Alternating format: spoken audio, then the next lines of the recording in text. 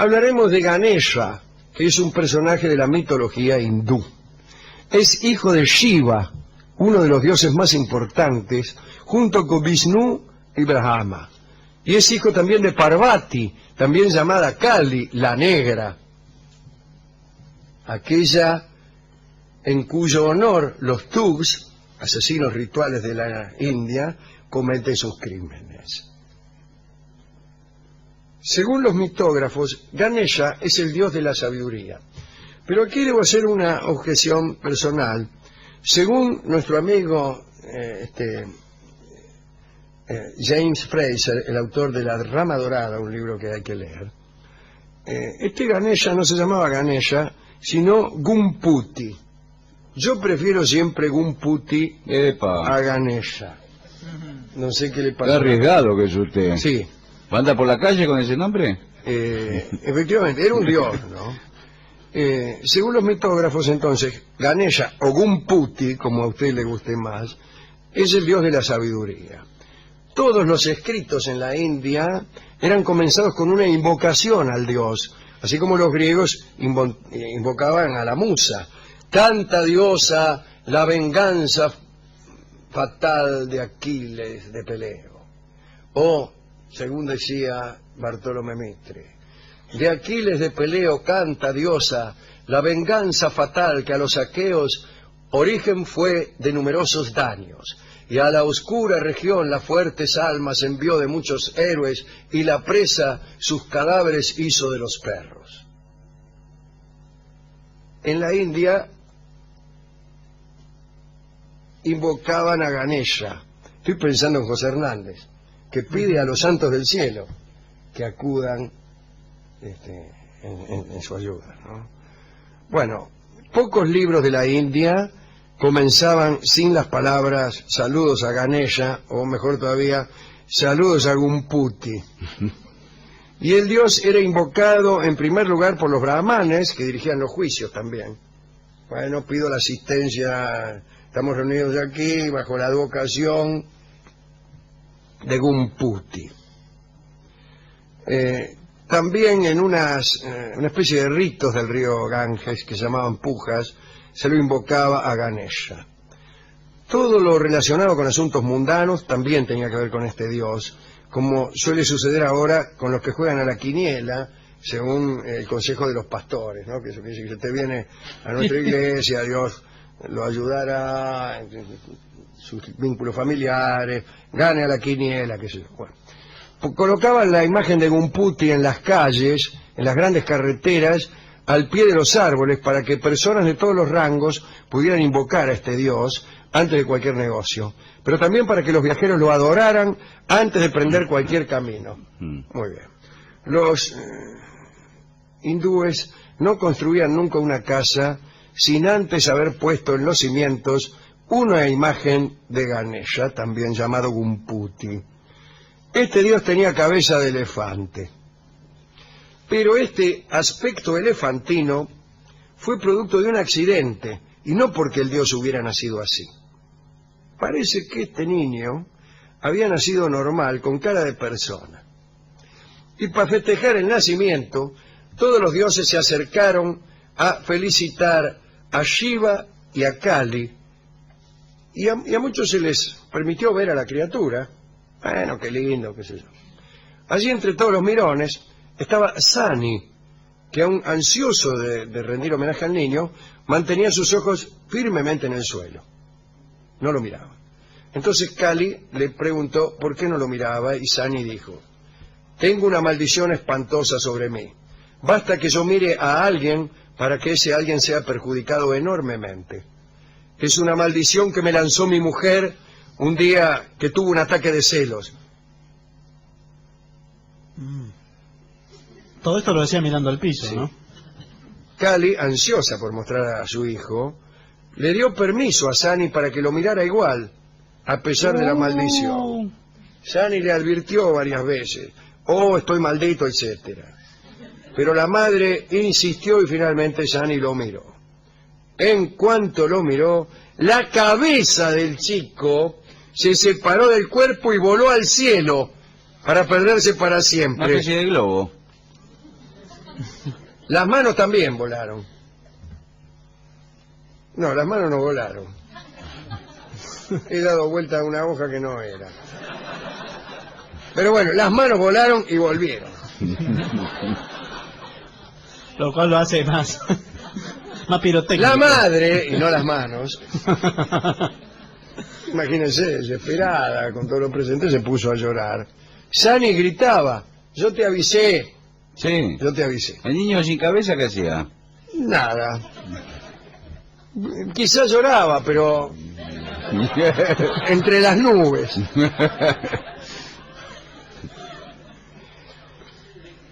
En medio del escándalo, Vishnu actuó velozmente. Montó en Garuda, aquel pájaro que usaba como cabalgadura. Garuda era un pájaro que lo llevaba a Vishnu a todas partes, pero además era un pájaro parlante y sabio. Recitaba en sánscrito, explicaba la duración de los días infinitos de Brahma, explicaba las reencarnaciones, y filosofaba, mientras Vishnu lo montaba. Es algo que he visto pocas veces, que alguien filosofe mientras lo montan. Es el sueño de mi vida.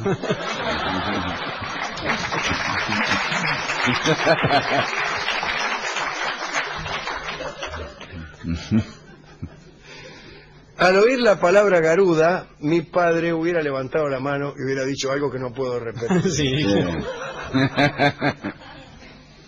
Bien, homenaje a mi padre, pensando en lo que diría al oír Garuda. Cosas que decía, por ejemplo, al oír Neruda, Sí. o cosas del mismo rango. Montó entonces Vishnu en Garuda y voló hasta el río que se llama Pushpavadra. No, se llama Pushpavadra. No se puede llamar, está mal escrito. Pushpavadra me gusta mucho más, que yo sospecho el sánscrito, que es como una especie de italiano. Y allí encontró, en el río que hemos bautizado ahora como Pushpavadra, un elefante dormido, Sí. al que arrancó la cabeza.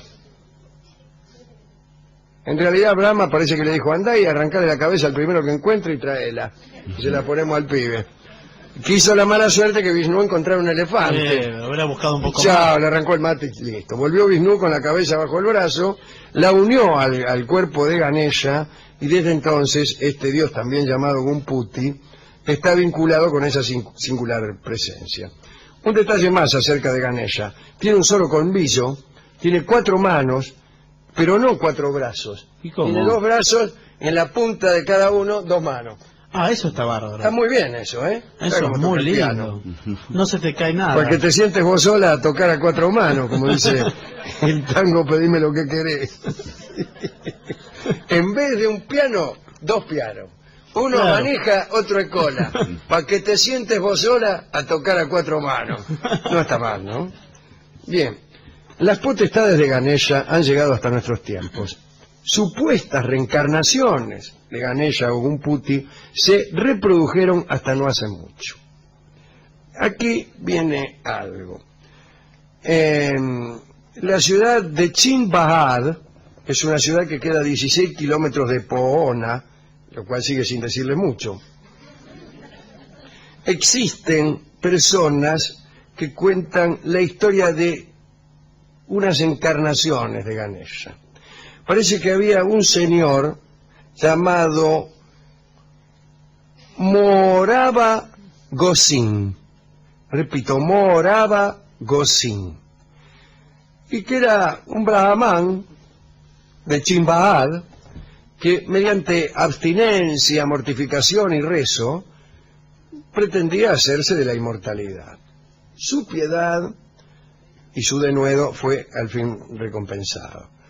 El mismísimo dios Ganesha, también llamado Gumputi, se le apareció en una visión nocturna y le prometió que una parte suya, una parte del propio Dios, residiría en él y en sus descendientes hasta la 7ª generación. Esto sucedió en el año 1640. Así que se supone que Morava Gosin y sus descendientes se hicieron dueños del poder de hacer milagros por ejemplo, curar enfermedades o predecir el futuro. Por ejemplo, el descendiente de la tercera generación realizó un milagro maravilloso. El ejército musulmán invadió el país de Maharashtra y tras saquear y quemar la ciudad de Poona, distante 16 kilómetros de Chimbaad, siguió la invasión y llegaron ante la casa misma de este familiar de los Gosin, que era una encarnación de Dios. Tenía poderes. Tenía poderes y un poco era el Dios también, un poco era Gumputi. Y le exigieron una contribución a Gumputi. Y Gumputi le dijo, yo no me someto al yugo. Dijo esto confiando en que la influencia divina del mismo lo iba a salvar. Los musulmanes se burlaron de su superstición y para hacerlo quedar en ridículo, le hicieron un regalo a quien se decía Gumputi. La ofrenda fue aceptada, pero los musulmanes le enviaron carne de vaca, que era una abominación ante los ojos de un hinduista.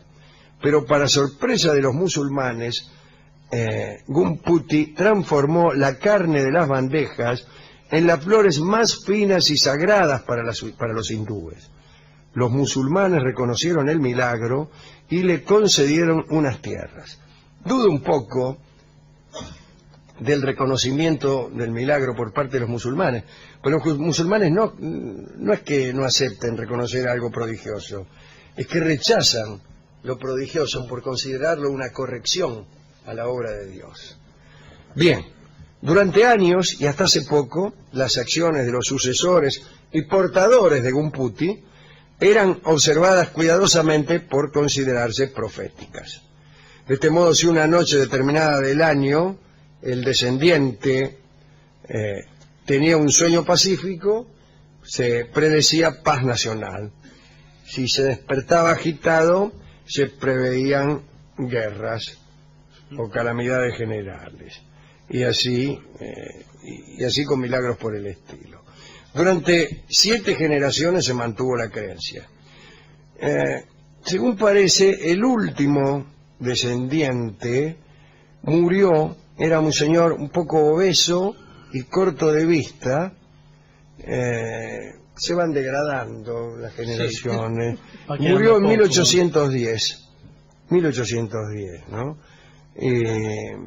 No era un hombre muy calificado. Claro, se suponía que al morir el último, el de la 7ª generación, esta adoración por Gumputi que se tenía en la región tenía que terminar. Pero, imagínense, se perdían las limosnas, los bienes que aquella organización religiosa manejaba, etcétera. Y entonces resolvieron continuar. Siguieron. ¿Otra generación más? Claro, Truchos, mejor digamos. dicho, lo que hicieron fue, ya muerto el último descendiente, y no habiendo hijos ni nada, buscaron y encontraron otro recipiente santo. Una ley misteriosa decretó que los descendientes falsos no fueran tan pródigos en milagros como los anteriores, o tal vez sucede que los dioses no permiten los milagros en estas pobres generaciones de hoy, dice con toda ironía Sir James Fraser. Así que en los días de Sir James, lo que quedaba de aquel descendiente del señor Gosin era un tipo que solo hacía un milagro por año, y ese milagro era invitar a los vecinos de Sinsbad a morfar. Es muy poco. Es muy poco. Para algunos de nuestros amigos sería un verdadero milagro. Pero eso es lo que quedaba. Los invitaba a morfar a todos y ese es el único milagro. En estos días de escasez de milagros, ¿no? Bueno, esto es todo lo que tenía que contar acerca del dios Gumputi, también llamado Ganesha, y de su participación en la dinastía de los Gosin y extinguida esta dinastía, como vino a elegirse, ya no por descendencia, sino con el dedo, a una nueva sucesión, con el objeto de no perder, no perder los edificios de aquella secta, etcétera, etcétera. O sea, una burocracia, ¿no? Lo decís, para mantener la burocracia de monjes, etcétera. Así como siempre decimos que ya está todo inventado, los milagros ya están todos hechos. Ya están también. todos hechos. Según Fraser, es esta época de más de serpientes que de personas la que hace que los dioses no permitan los milagros. Bueno, hemos ido a la discoteca a buscar un tango que contara esta historia. A ver, un tango de Gumputi. No puede haber. No, sí hay. Pero el discotecario pensó que como los hindúes son especialmente aficionados a los regresos y a las reencarnaciones, no vendría mal una milonga brahmánica que se llama Tu Vuelta. Uno vuelve muchas veces en el brahmanismo.